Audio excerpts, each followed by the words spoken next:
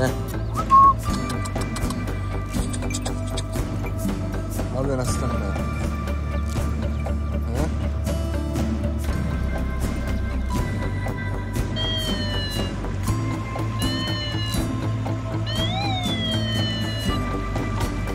Burada değersiz.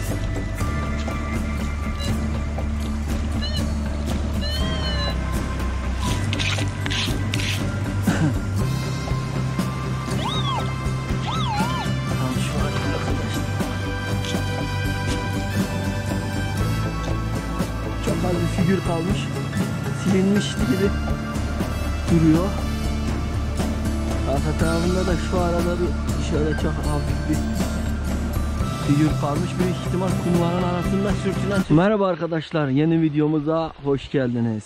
Arkadaşlar bugün değişik bir şeyler yapacağım.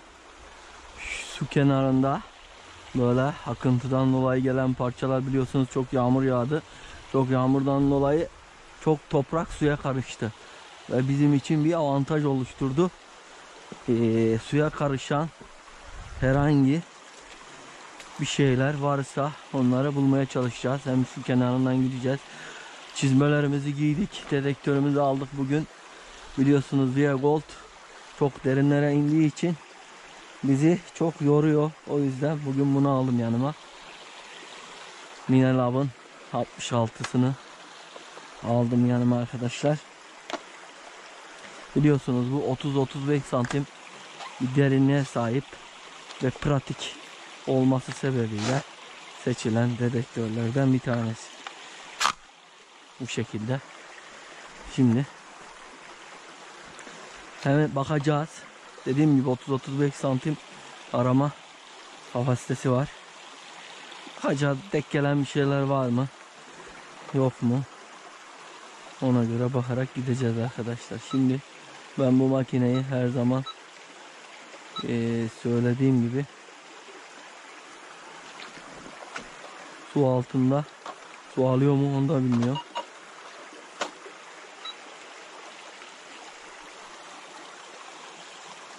Çalışıyor mu? Çalışıyor iyi. Ha.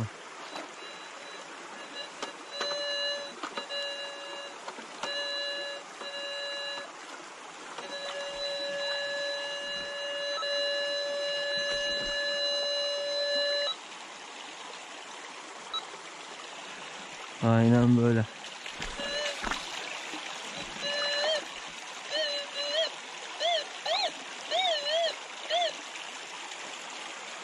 Bakın burada bir şey yok. Burada bir şey var diyor. Böyle biraz açalım.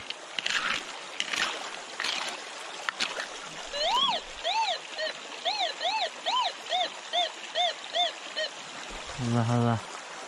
Ne varmış burada? Bakıyoruz.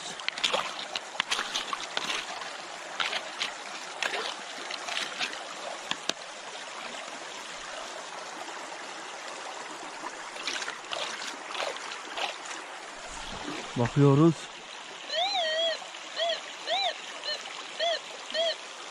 Şaşırtıcı değil mi?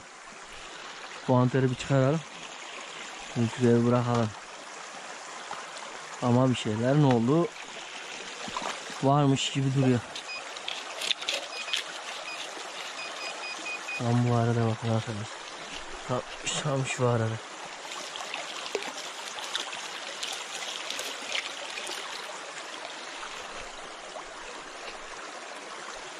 Evet. Bakın. Bu eski bir parça arkadaşlar. Çok eski bir parçaya benziyor. Acaba ne bu? Bu motor parçası falan mı? Olabilir. İlk parçamızı bulduk. Güzel. Hadi bakalım devam. Şunu kapatalım. Haydi bakalım.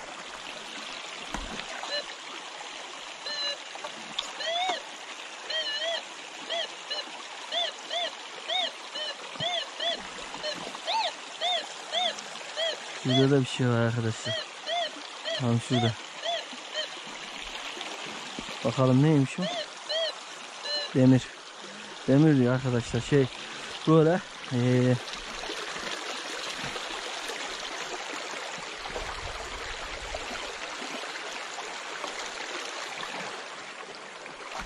buraya bir bakalım şöyle. Değersiz malzemelere bakmaya gerek yok. Biliyorsunuz.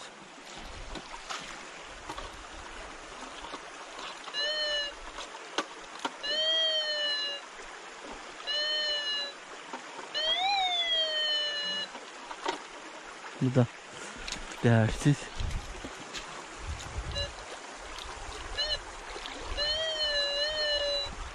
Bu da değersiz. Değersiz parçalara bakmaya gerek yok. Bakın bir tane bunu bulduk. Hadi bakalım.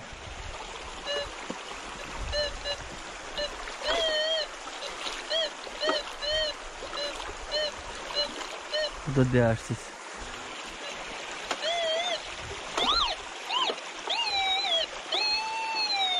Bu değerli olabilir arkadaşlar.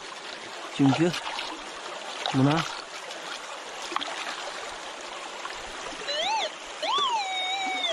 tam şu arada suyun altından çıkarması biraz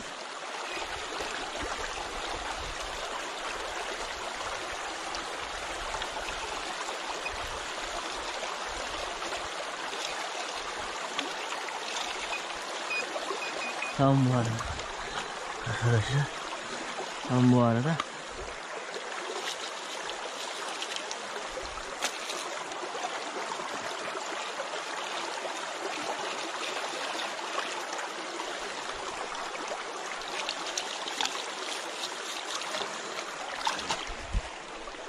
kürek geliyor.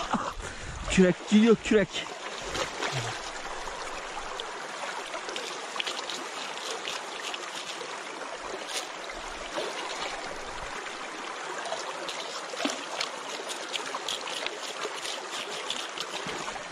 Bakalım bir.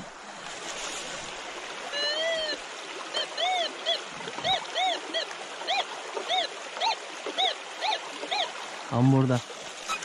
Bu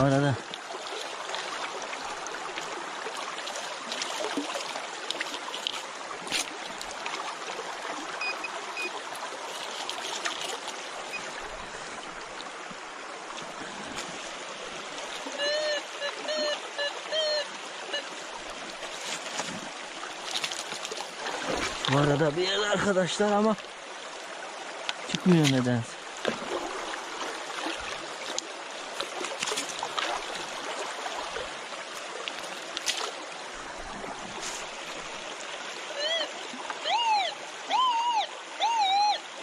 Tam şurada.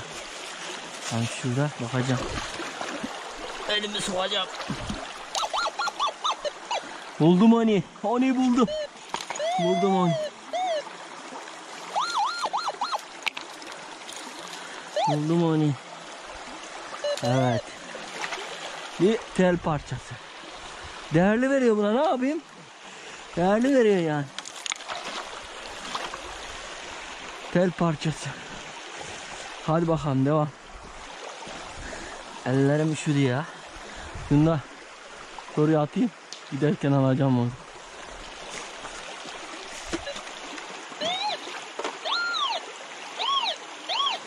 Bir tel parçası daha var. Büyük ihtimal.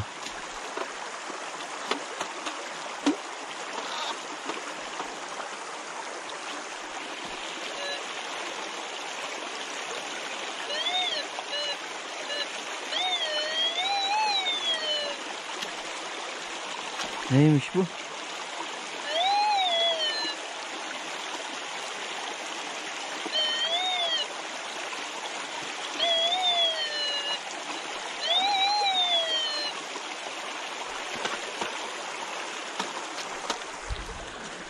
Şöyle gidelim arkadaşlar. Daha değerli bir malzeme bulamadık şu ana kadar. Ve gitmeye devam ediyoruz. Ne güzel ya, şu an tertemiz hava, manzara süper, müthiş. Daha ne isteyebiliriz ki?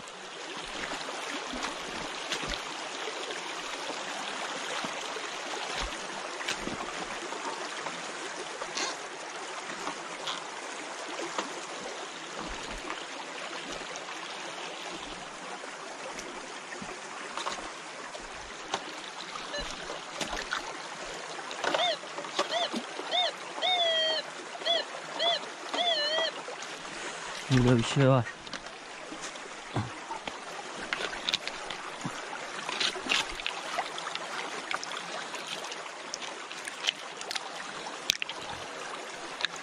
Kayaları sökmemiz gerekiyor.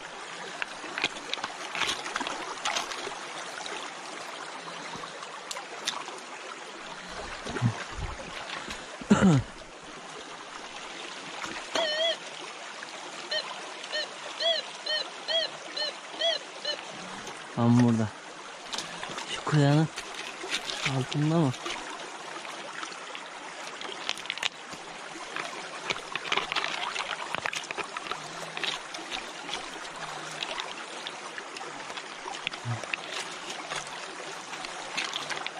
Su çok şeyleri gizler ve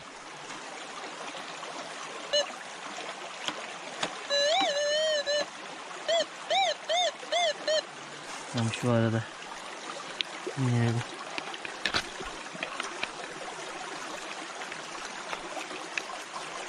çok aşağıda büyük ihtimal taşlar çok yapışmış ve çıkmıyor arkadaşlar. Hadi bakalım devam. Müthiş. Arkadaşlar şimdi şöyle gideceğim. Bunu çıkaramadık. Büyük ihtimal kayanın altında kalmış.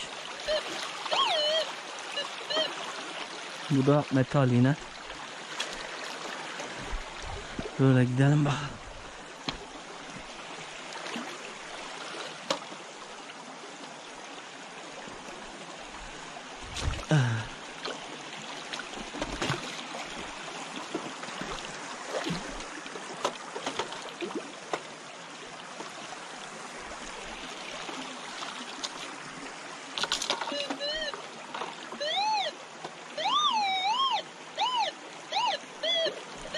Bu da metal. Metal diyor. Evet, burada bakın fişek. Gördüğünüz gibi fişek.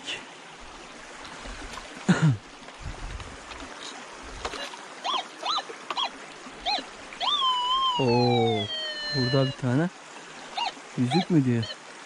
Bir yüzüğe atlıyor, bir taş atlıyor, bir şeyler var diyor. Hadi bakalım bakalım. Burada ne varmış?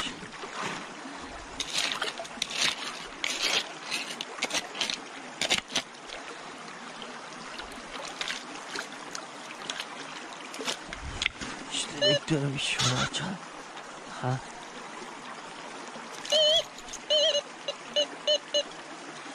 Elimde diyor.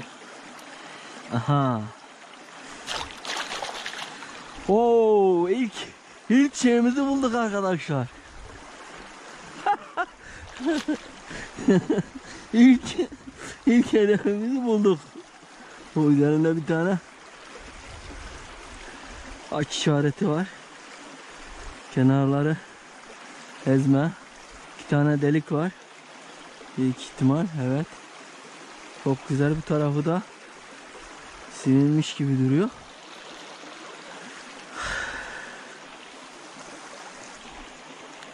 İlk paramızı bulduk. Görüyorsunuz değil mi arkadaşlar? Su devamlı güzel şeyler gizler. Buna inanın yani. Gerçekten su her şeyi gizler. Akan. Hele yağmur yağdığında su kenarlarını daha çok kontrol edin. Her yağmur yağdığında inanın bana bir şeyler bulursunuz. Çünkü her yağmur yağdığında topraklar, kenardaki topraklar suya karıştığı için suda temizleyerek gün yüzüne bir şeyler çıkarıyor. Hadi bakalım.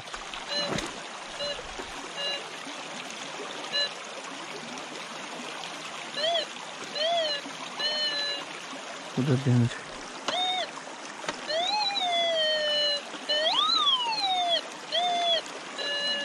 Demir. Demir, demir, demir.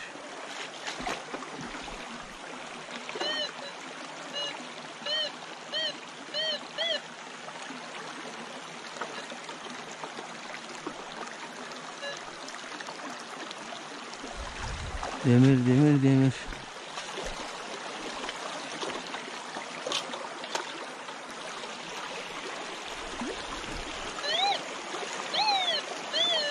Burada da bir tane demir var.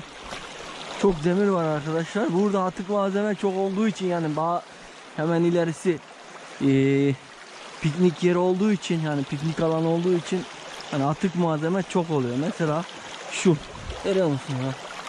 Adam buraya kırmış, atmış işte. Yazık yani, yazık. Doğayı kirletmekten başka hiçbir şey yapmıyorlar. Gidin adam gibi oturun bir yere, keyfinizi yapın, çöpünüzü toplayın, bir kenara atın. Bu kadar zor mu ya? Bir doğanın içine ettiniz doğaların ya. Türkiye'de doğa diye bir şey kalmadı, doğru değil.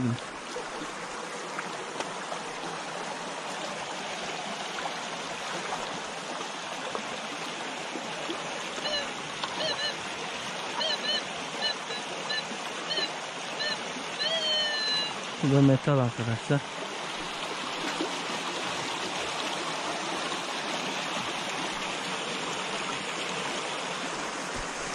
Metal, metal, metal.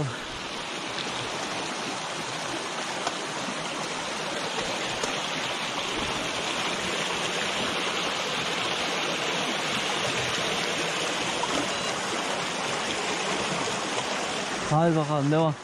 İlerleyeyim biraz.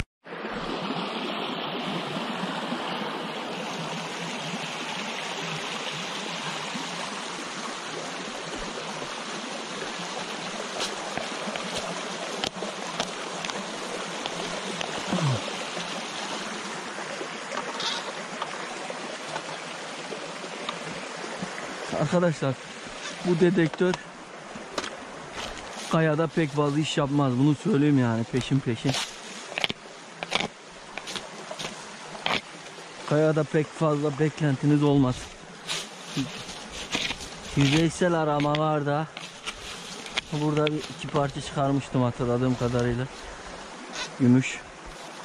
Tam şu aradaydı. Yüzeysel aramalarda da 35 santime kadar, 30 santim desek daha iyi olur. 30 santime kadar bir arama yapıyor. Tabi malzeme ne kadar büyürse o kadar da derinlik artıyor normal olarak. Yani artsa da o kadar değil arkadaşlar. Taş çatlasın 40-45 bilemedin, 40-45 anca görür yani. Zor bir ihtimal ama yine de belki görebilir. Yüzeysel aramalar için, hani tekçilik yapan arkadaşlar için birebir bir makina. Hem pratik katlanması, hem parazit olmaması gibi güzel özellikleri de var. Ama dediğim gibi kayaların içerisinde çok göreceğini sanmıyorum.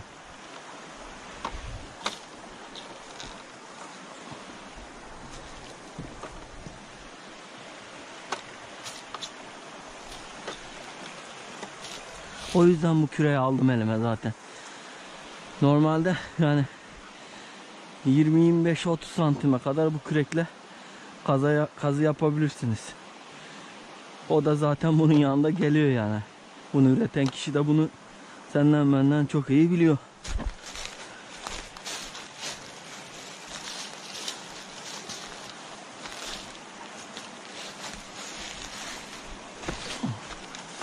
Ama işte benim Viagold'la tekçilik yapamıyorum kardeşim. Yani en aşağı kazdığım çukur 45-50 santim.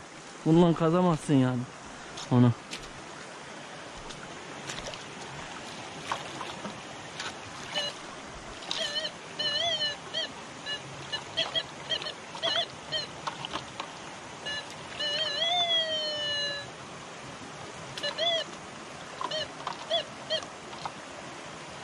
Metal. Normal metal yani.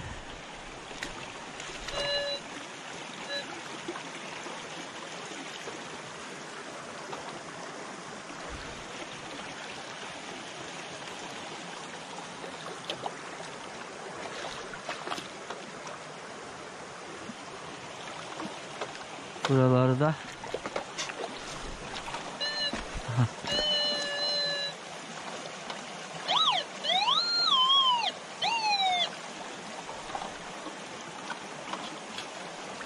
Burada bir metal var arkadaşlar, tam şu arada büyük ihtimal metal var. Onun için kazmışlar burayı ve daha sonra bırakmışlar, gitmişler.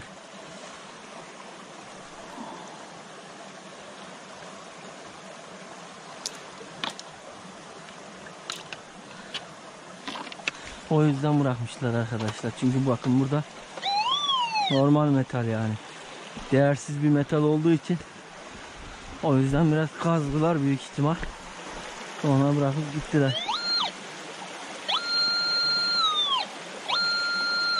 Bakın burada bir metal ama aynı zamanda değerliye de atıyor ne varsa.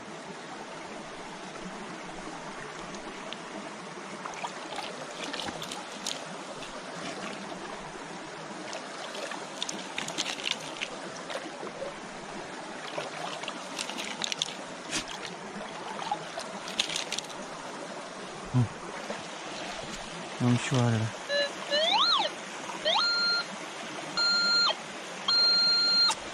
Metal. Bu da metal arkadaşlar. Genelde suyun içerisine bakmanız gereken yerler, bakın şöyle kenarlarda kumların toplandığı bölgeler. Buralarda vardır ne varsa arkadaşlar. Yani burada, bu mesela bura gibi böyle kenara, böyle hafif düz akıntının altına bakmanızda bir mantık yürütmeyin. Çünkü dediğim gibi maden, para olan kaynaklar kenarlarda kalıyor ağır oldukları için. O yüzden buralara bakmanızda hiçbir şey yok. Belki vardır, o da şanstan, onu bilemem, ama genelde kenarlarda olur.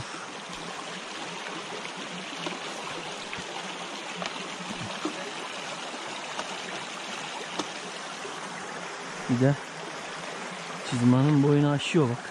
Çizmanın boyunu aştı mı hiç takata geliyor.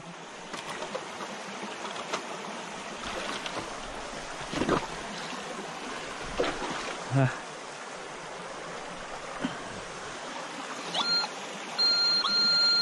Gördünüz mü? Malzeme burada. Bakın. Burada diyor. Buraya bakmamız lazım. Tam nerede?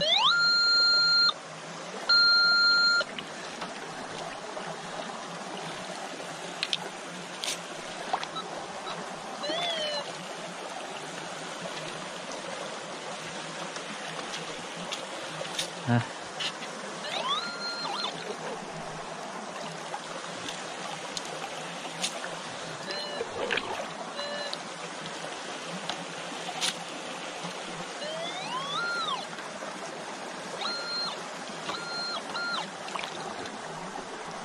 Burada.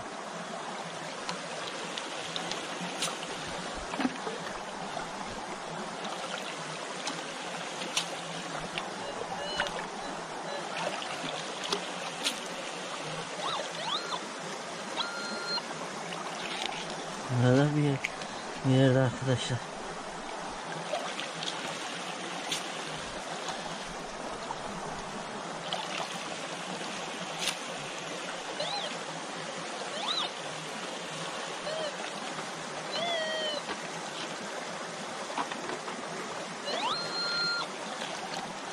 Tarafa doğru gitti.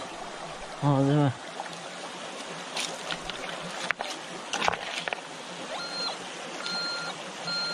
Çıktı herhalde arkadaşlar. Aa, bitermiş. Gördünüz mü?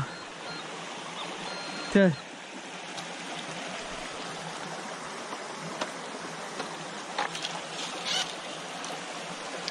Tel. Aramaya devam. Hadi bakalım. Şimdi şu aralara baktık. Oraya baktık. Bir de şu araya bakalım. Sonra böyle şu araya bakalım. Aşağıya doğru inelim. Haydi bakalım. Haydi bir hemen.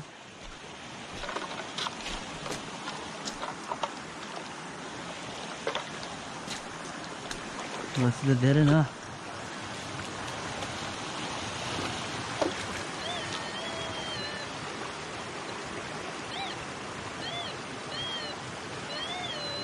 arkadaşlar.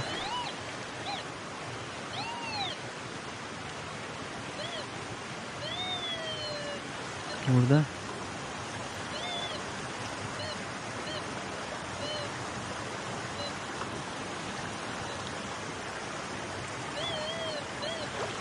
bir şeyler var gibi duruyor.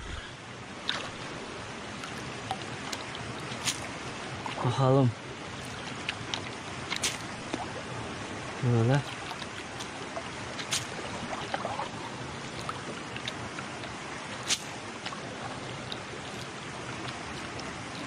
Bakın. Bu bir kiremit parçası. Görüyor musunuz? Bak buna bile sinyal veriyor yani arkadaşlar. Daha ben ne diyeyim yani size. Anlatamıyorum ki. Bak. Bunda altın karışımı mı var? Altın tozu olabilir.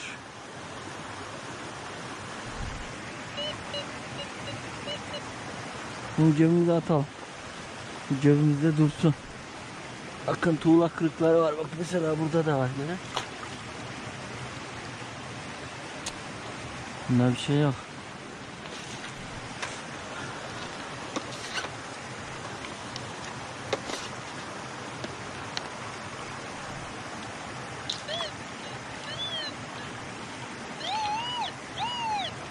Burada bir şey var diyor. Burada.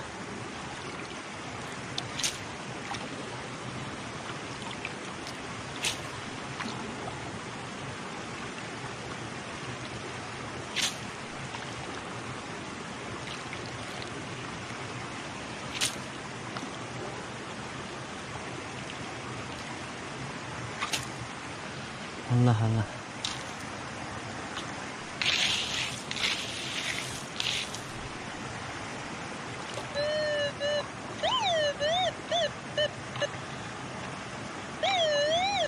Orada diyor.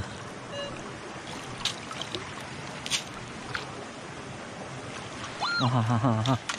Ha ha ha. Ha ha ha. Gördünüz mü? Oo.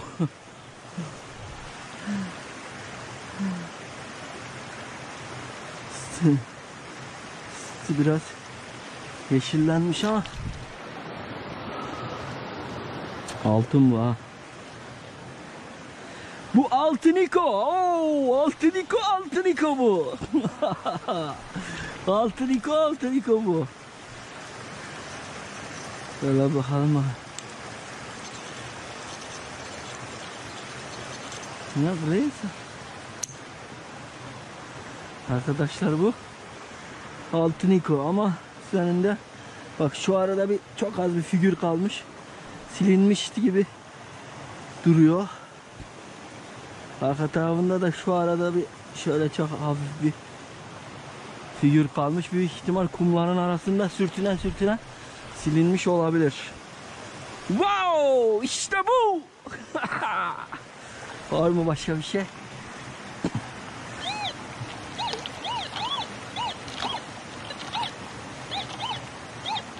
Arkadaşlar buralarda bir şeyler var ama inanın çözemiyorum.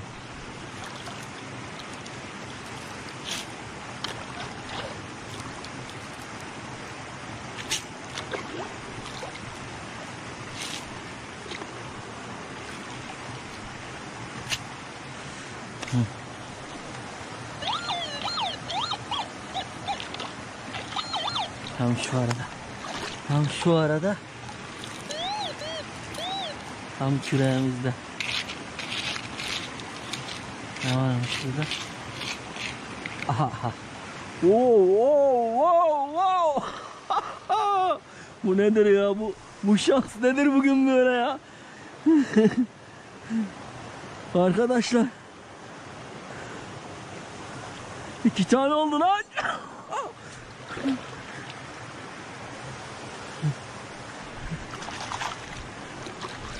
Vay be. Arkadaşlar şu an sevincimden ne yapacağımı şaşırdım. Hiç böyle beklemiyordum gerçekten. Gerçekten sevindim yani, ama şu ne onu da merak ediyorum. Gerçekten.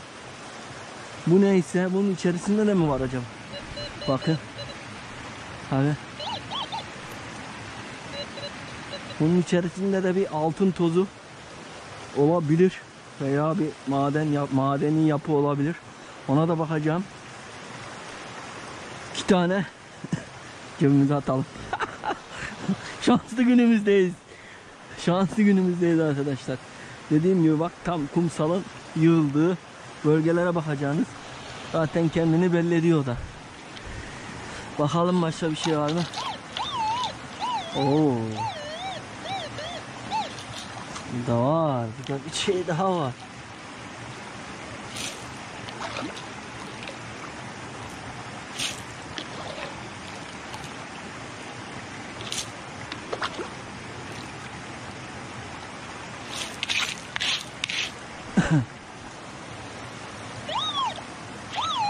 Tam şu arada arkadaşlar.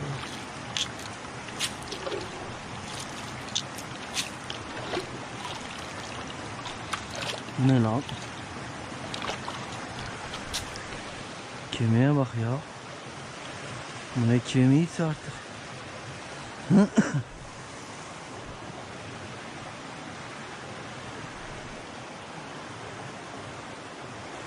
Bir kemik çıktı ama ne kemiği bilmiyorum arkadaşlar.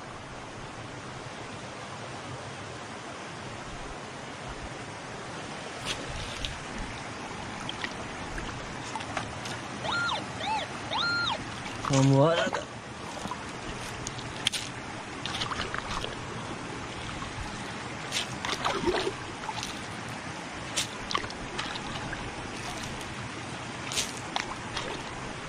aha oldu. Gördünüz mü? Wow! Bu şişe kapağıymış. Şöyle. Bunu buraya atalım. Bakalım.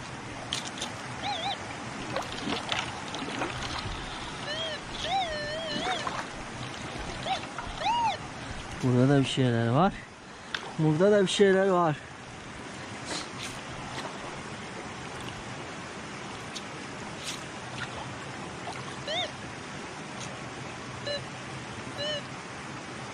Aha.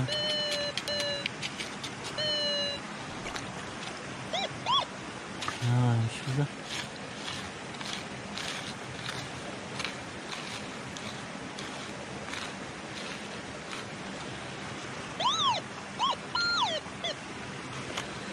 Vallahi bir şeyler var ama ne var bilmiyorum. Bakalım.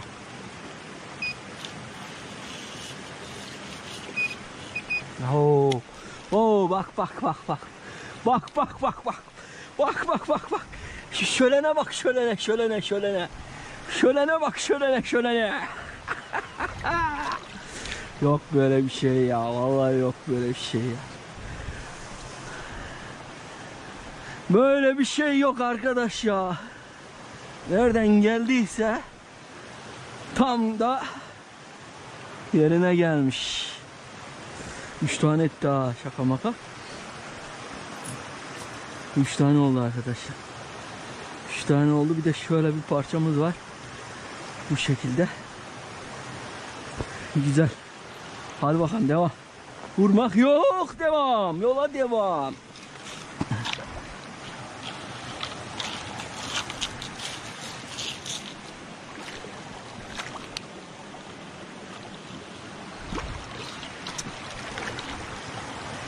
Başka da bir şey kalmadı herhalde arkadaşlar. Şöyle bir daha kontrol edeyim.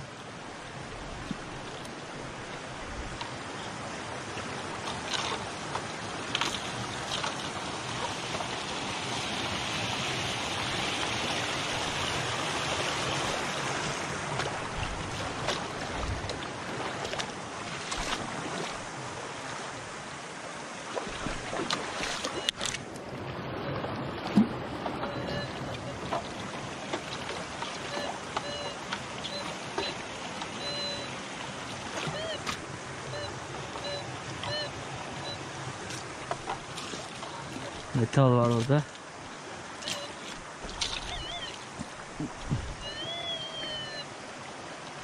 Burada da Yine bir metal parçası var. Arkadaşlar, şimdi bulduklarımı hepsini göstereceğim tek tek size. İleri doğru gidelim ve videomuzu orada bitirelim. Sizleri seviyorum. Kendinize iyi bakın.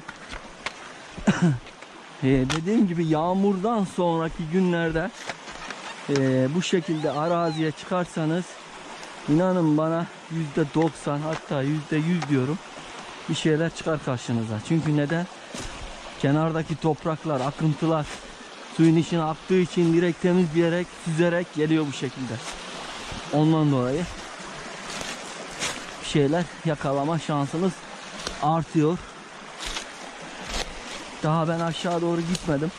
Belki gitseydim daha ne güzel parçalar bulurdum. Çünkü burası şu an hava kararıyor. Yani akşam oluyor.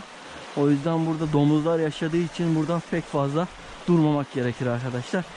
Çünkü domuzlar Allah muhafaza saldırıyorlar. Kötü şeyler olabilir. Hadi bakalım. Şimdi arkadaşlar yine böyle güzel bir taş seçmeye çalışıyorum. Akıntını mesela şu. Böyle. Neler bulmuşuz bakalım. Hep beraber bir tane ne dedik? Dişli. Motor dişlisi artık. Bilmiyorum, neyse. Bir tane bunu bulduk. Bir tane şöyle sinyal veren bir kiremit yapısına benzeyen bir kaya parçası bulduk. Bir tane 3 tane böyle bu şekilde silinmiş, biraz figürler var ama çok net olarak görünmüyor. Silinmiş, büyük ihtimal altın sikkeler bulduk 3 tane. Bir tane de şu arada bir yerde bulduğumuz, üzerinde yine haç işareti olan bir tane sikke bulduk. Bu şekilde. Bulduğumuz malzemeler bu kadar arkadaşlar. Gördüğünüz gibi size yakından gösterdim. Şanslı bir günümüzdeyiz. Bunları bulmak gerçekten şanslı bir günümüzdeyiz. Bulamayız. Normalde bulunmaz yani. Arasanız bulunmaz ama dediğim gibi yağmurun etkisiyle suya karışan yeni toprakların içerisinde olan bütün malzeme süzülerek bir kenarda kalıyor. Ağır olduğu için. Altın da bakın çok ağır olduğu için bir kenarda kalıyor. Bu altın değil. Şunların üçü altın. Buna eminim ama şu ya bronz ya da pirinç. Pirinç olamaz çünkü bronzdur arkadaşlar, büyük ihtimal. Bronz. Bu şekilde. Sizleri seviyorum. Kendinize iyi bakın. Yeni videolarda görüşmek dileğiyle diyorum. Allah'a emanet olun. Selametle kalın. Haydi bakalım.